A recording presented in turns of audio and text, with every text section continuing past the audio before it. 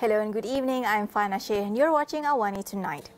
Communications and Digital Minister Fahmi Fadzil has unveiled the new 5G Rahmah package, offering Malaysians 60 GB of 5G mobile data for as low as 60 ringgit per month. Besides faster internet, there is also the chance to get a 5G smartphone for as low as 120 ringgit. The new 5G Rahmah package is a device bundle plan that will come with either the Samsung Galaxy A14 5G smartphone or the Honor 90 Lite 5G smartphone for a single upfront fee of 240 ringgit. Any Malaysian can sign up for the package, but the first 100,000 from the B40 group will be able to purchase it for just 120 ringgit. Telcos will begin offering it from 31st August 2023 onwards as a 2-year contract with a 2-year warranty for the devices. Additionally, there is even a postpaid Rahmah incentive for all civil servants, which provides a 10 ringgit monthly rebate on all existing telco plans, saving users 120 ringgit per year. The proposed progressive wage policy will be voluntary in nature and is incentive-based and productivity-linked. Prime Minister Dato' Sri Anwar Ibrahim said the move is one of the government's initiatives to improve the labour market so that workers will consistently get higher wages and make the wage distribution system more balanced. According to him, as of now, the model will complement the minimum wage model and will be followed through with annual progressive wage guidelines for each sector's jobs and levels. Putrajaya, he said, aims to increase the wage share ratio to 45%, which is 12.6% more than what was recorded last year. Preliminary engagement sessions showed that 62% of employees and 80% of companies had given positive feedback on the proposed policy. Anwar, who is also Finance Minister, said the next step is to hold discussions with industry players, businesses and workers. The matter will then be brought to the Cabinet for further deliberation on its gradual implementation and the funds needed for incentives. Economy Minister Rafizi Ramli revealed that 82% of the 6.45 million formal workers in Malaysia were paid less than 5,000 ringgit a month, and 35% of that number were paid 2,000 ringgit and below in March 2023.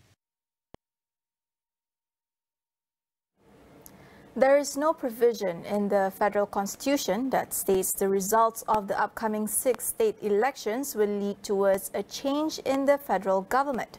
Law and Institutional Reform Minister Dato' Sri Azalina Othman Said says those who claim so should provide evidence that there is such a law in the country which allows for it to happen. Azalina was responding to past President Tan Sri Abdul Hadi Awang's claims that there will be a change in the federal government if Perikatan Nasional wins all 6 states in the state elections. She also asked opposition leaders to explain how many by-elections are required for them to push for a change in the federal government, adding that it may anger the people if more elections are called. Azalina added that it is crucial the government maintains its stability for the next 5 years to allow for the Prime Minister and Minister's duties to not be interrupted. In other news, the Malaysian Aviation Commission, MAVCOM, has approved 57 air traffic rights or ATR applications in the second quarter of 2023, comprising 45 international and 12 domestic routes. According to the agency, ATR applications increased by 87.5% on a year-on-year basis, indicating a strong and renewed growth in the aviation industry. AirAsia and its logistic arms Teleport received 16 ATRs for international and domestic routes, constituting 28% of the total 57 ATRs awarded. AirAsia X received ATR approval to service the Almaty, Kazakhstan route, while Teleport received ATRs for routes encompassing Hong Kong, as well as key areas in East Malaysia such as Kota Kinabalu, Kuching and Tawau. Batik Air was also given ATR approvals to fly to new destinations, including Tashkent, Uzbekistan, as well as Okinawa, Japan via Taipei. To position Kota Kinabalu as a regional hub for Firefly, ATR approval was granted for their flights from Kota Kinabalu to Narita and Taipei in May 2023. While My Airline was awarded ATR approvals to Indonesia, Vietnam and Thailand, broadening Malaysia's connectivity within the ASEAN region. Customs officers seized 88 kilograms of cocaine worth 17.6 million ringgit in a raid at the KLIA cargo complex on August 1st. Customs Director General Dato' Zazuli Johan said the operation by the Narcotics Division seized 4 crates containing 995 glass bottles suspected to contain cocaine capsules. Sepasukan anggota serbuan dari cawangan narkotik Ibu Jabat JKDM telah menyita 4 kotak di komplek kargo udara KLIA Sepang. Selangor, hasil pemeriksaan juga mendapati terdapat alat ganti kenderaan iaitu cakra brek kereta dalam setiap kotak. Zazuli said this was the first time that a syndicate used such a modus operandi to obscure the authorities by declaring the shipment as supplements when inside there were glass bottles containing dangerous drugs and vehicle parts. We will go for a quick break. Stay tuned for more.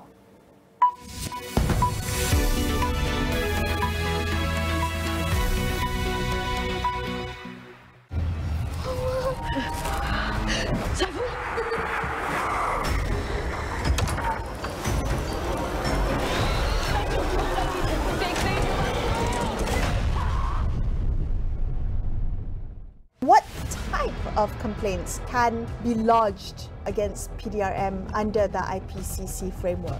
So we should have judicial oversight, hearings in cameras and so on and so forth. And I'm just wondering what support systems are there to assist former para-athletes. Some choose their own way to further their life.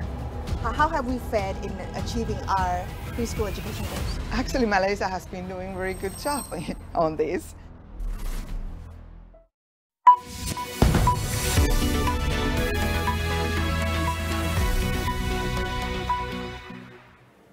Welcome back. Organizers of the World Scout Jamboree in South Korea have ended the event early due to a warning for Typhoon Kanut. Local media reports that all afternoon activities were cancelled and the participants will begin leaving the campsite from Tuesday morning. The Foreign Ministry has also confirmed that all 499 members of the Malaysian contingent are reported to be safe. No further details were provided on where participants would stay until they return home. Around 43,000 youths from 155 countries had joined the Jamboree, which happens once every 4 years. This was the first Jamboree since the pandemic and was due to run until August 12th. But an extreme heat wave caused hundreds of participants to fall ill, forcing Seoul to deploy military doctors and offer air-conditioned buses. The US and UK scout groups had already withdrawn over the weekend, citing concerns over the extreme weather. Hun Manet, the eldest son of Cambodia's leader Hun Sen, has been appointed by the country's king as the next prime minister. The long-awaited transition of power is set to take place later this month after it is confirmed by Parliament on August 22nd. Hun Manet, who until recently was the commander of the Royal Cambodian Army, has long been groomed for the leadership role.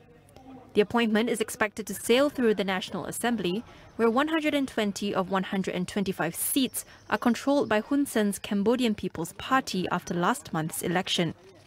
Hun Sen announced he would step down just days after the polls, ending his 38-year rule. He would, however, maintain important posts in the legislature and ruling party at least until 2033. On Saturday, the outgoing leader also confirmed his son's election as an MP for Phnom Penh, removing the remaining procedural obstacle for his ascent to power. Meanwhile, Philippine President Ferdinand Marcos Jr. has summoned Beijing's ambassador a day after Chinese Coast Guards blocked and water-cannoned Philippine vessels in the disputed South China Sea. Manila condemned the actions as illegal, excessive and dangerous. Manila accused China's Coast Guard of using water cannons to prevent its vessels from sending supplies to its troops stationed at 2nd Thomas Shoal in the Spratly Islands on Saturday. Beijing responded by saying it was taking necessary controls against Philippines' boats that had illegally entered its waters. Marcos said that his foreign minister gave Chinese Ambassador Huang Xilian a note of protest, including pictures and videos of the incident, and is awaiting a reply. Philippines had also dismissed China's call for Manila to remove its warship from the atoll, which was intentionally grounded in 1999 to reinforce the Philippines' sovereignty claims. China has long maintained a sweeping territorial claim over nearly the entire South China Sea, through which trillions of dollars in trade passes annually, and has ignored a 2016 International Court ruling that its assertion has no legal basis.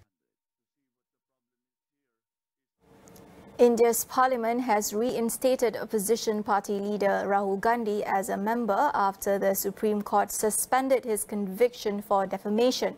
This comes ahead of a debate and no confidence vote against Prime Minister Narendra Modi's government. Gandhi, whose father, grandmother and great-grandfather were prime ministers, was convicted in March in a case brought by a legislator from the ruling Bharatiya Janata Party (BJP). It involved 2019 comments deemed insulting to Modi and others with the same name, including the legislator. Upon his conviction, Gandhi lost his parliamentary seat and was jailed for 2 years but granted bail. However, his return to parliament is expected to strengthen the voice of the newly formed 26-party opposition alliance led by his Congress party. The alliance is planning to run against the BJP in national elections due by May 2024. Niger's coup leaders have closed the country's airspace, citing the threat of military intervention from neighboring nations. This comes after it rejected an ultimatum from West African states to reinstate deposed President Mohamed Bazoum. The group of 15 West African countries, or ECOWAS, had warned it could use force if Bazoum was not reinstated by 11 p.m. on Sunday.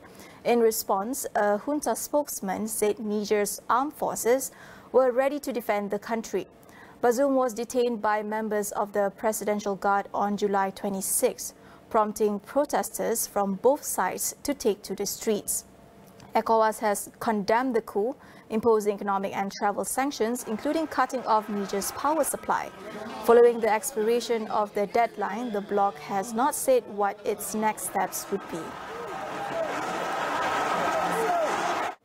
In other news, at least 30 people have been killed and 100 injured when a train derailed in southern Pakistan on Sunday.